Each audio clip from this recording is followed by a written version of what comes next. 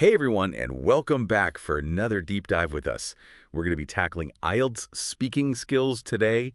Right. It's something that comes up a lot, and we had a listener write in and share a really comprehensive guide. And so I'm excited to have our expert here to kind of dig in with me and see what we can pull out of it. Yeah, happy to be here. So, The IELTS speaking test, it can feel a bit intimidating, but with the right prep, it's absolutely conquerable. And I think this guide is a great resource because it really breaks down the test in a really accessible way and offers some actually practical advice.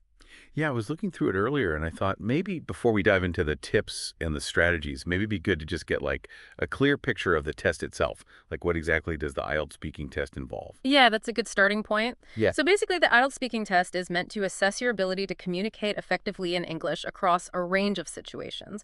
And to do that, it's divided into three parts, Okay. each with its own format and challenges. Okay, cool. So let's break those down. So what can you tell us about the first part? So the first part is called the introduction and interview.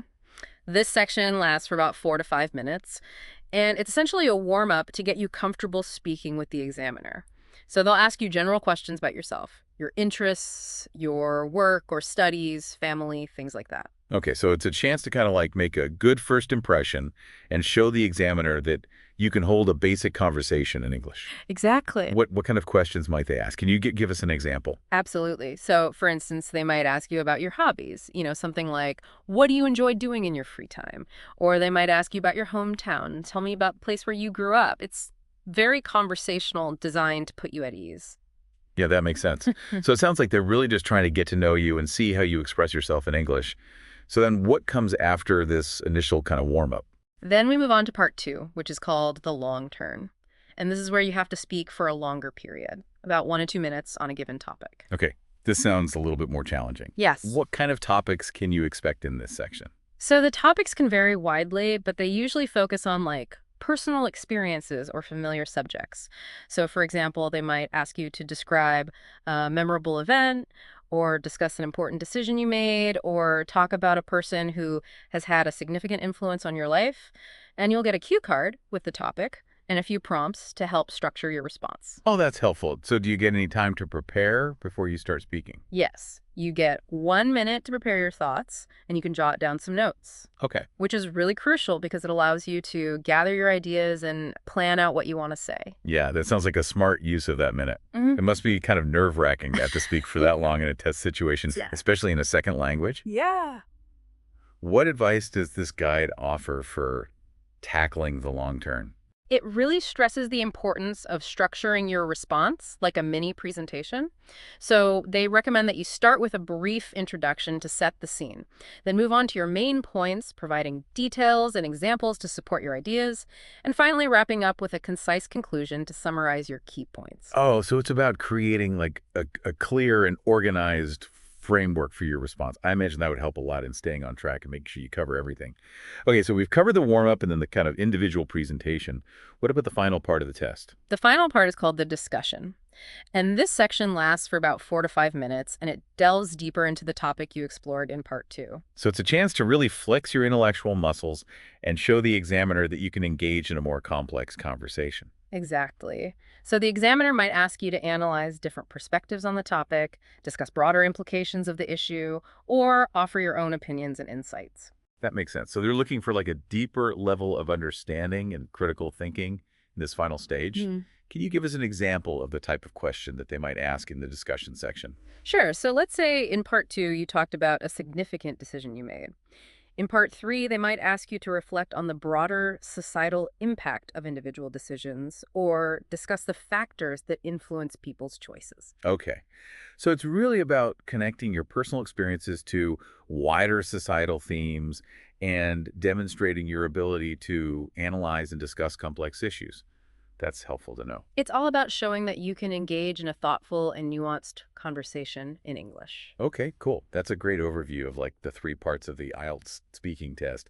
But I think before we jump into specific strategies for each section, it's important to talk about the skills themselves, right? Yes, definitely. It's one thing to understand the format, but how do you actually excel in a speaking test like this? What does it take to really impress those examiners and achieve a high score? You're absolutely right. It's not just about showing up and speaking your mind. There are specific skills that the examiners are looking for, and this guide does a good job of outlining those. Perfect. Yeah. So let's dive into those key skills then. What are like the make or break factors for success in the IELTS speaking test? What should our listener be focusing on? One of the most important skills is fluency and coherence. This basically means being able to speak smoothly and clearly without long pauses or unnecessary repetition. You want your ideas to flow logically, using linking words and phrases to connect your thoughts. That makes a lot of sense. It's about demonstrating that you can express yourself naturally and effectively. Mm. Are there like specific things that someone can do to improve their fluency and coherence? Absolutely. Okay, We can dive into some practical strategies for that later on. great. So what else are the examiners listening for? Pronunciation is another crucial element. It's not about having a perfect British or American accent, but rather about making sure that your pronunciation is clear and understandable. So it's about making sure that the examiner can understand what you're saying without like struggling to decipher your words. Yeah. What are some common pronunciation pitfalls that people should be aware of? One common issue is stressing the wrong syllable in a word. Okay. Another is mispronouncing certain vowel or consonant sounds. The guide suggests paying attention to these areas and practicing the correct pronunciation of challenging words. Yeah, that's helpful advice. Practice is key, as always. So what else are the examiners looking for besides fluency, coherence, and pronunciation? Vocabulary plays a significant role as well. That makes sense. The words we choose can have a big impact on how we express ourselves. But is it about using like fancy vocabulary or... Not necessarily. It's more about using a wide range vocabulary and choosing the right words to convey your meaning accurately and effectively. So it's about precision and like using words that fit the context. Exactly. Can you give us an example of what you mean?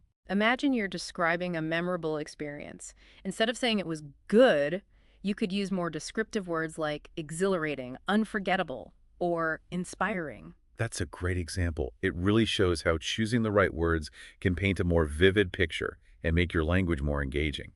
So how can someone go about expanding their vocabulary in a way that's helpful for the IELTS speaking test? The guide suggests reading widely on a variety of topics. Okay. This could include newspapers, magazines, novels, even academic articles. Reading is such a powerful tool for language learning. Yes. It exposes you to new words and phrases in context, which makes them easier to understand and remember. Exactly. Another tip is to pay attention to collocations, words that commonly go together. For instance, we say heavy rain, not strong rain. Using collocations makes your language sound more natural and fluent. That's a great point. It's about using language in a way that feels authentic and effortless. What about grammar? How important is grammatical accuracy in the IELTS speaking test? Grammar is definitely important. The examiners are listening for your ability to use a variety of grammatical structures accurately and appropriately. So it's not just about like stringing words together, it's about using those words correctly and effectively. What are some common grammatical errors that people should watch out for? Some common mistakes include using the wrong tense, incorrect subject-verb agreement, and misusing articles and prepositions. The guide provides a helpful section on common grammar errors and how to avoid them. Okay, so we've talked about fluency, coherence, pronunciation, vocabulary, and grammar. Are there any other key skills that we should be aware of?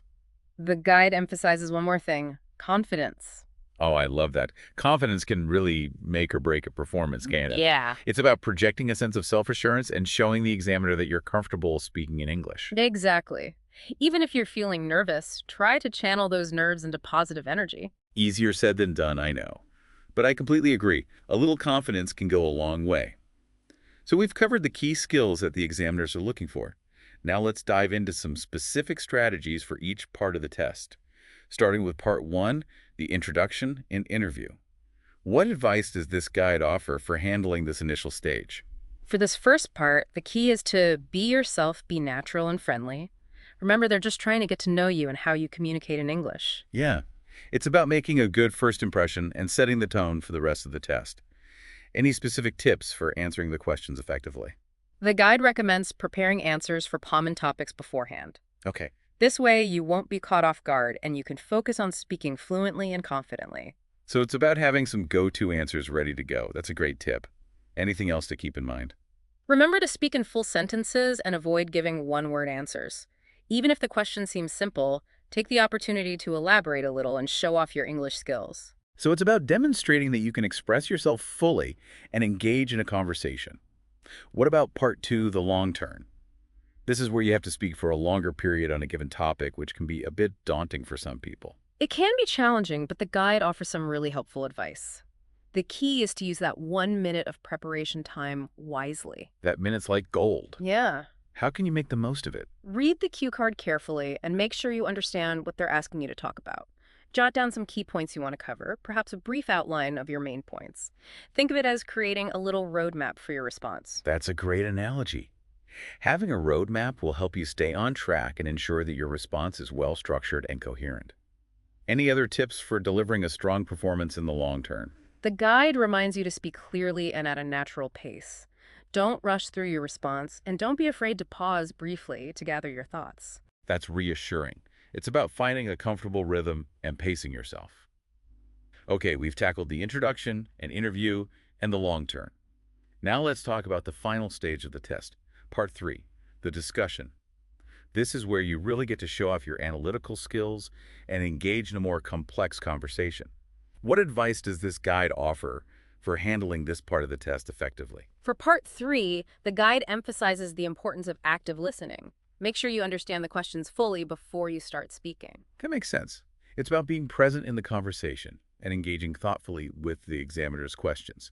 Any other tips for navigating those deeper level questions? Don't be afraid to express your own opinions, even if they differ from the examiner's. The key is to back up your opinions with reasons and examples. So it's about showing that you can think critically and independently. It's not about simply agreeing with the examiner, but rather about engaging in a genuine discussion.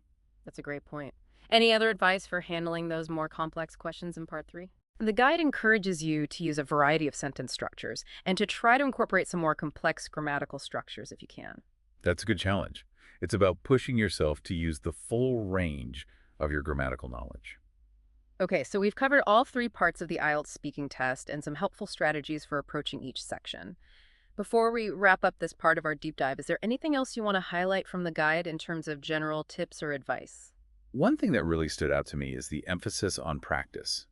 The guide suggests a variety of methods for practicing your speaking skills, from recording yourself to finding a speaking partner to conducting mock interviews. That's great advice. Practice makes perfect, especially when it comes to speaking a new language. The more you practice, the more comfortable and confident you'll become.